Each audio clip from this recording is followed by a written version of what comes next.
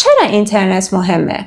یکی از مهمترین دلایل عقب افتادن پروژه ها و از دست رفتن مشتری در کسب و کارهای آنلاین اینترنت کند و غیر قابل اعتماده.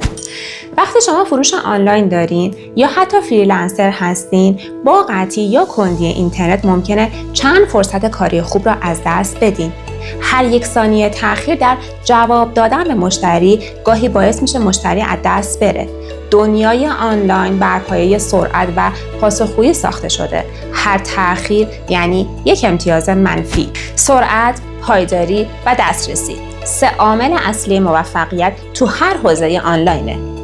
برای همین همیشه توصیه میشه کیفیت و پایداری اینترنت رو جدی بگیرید.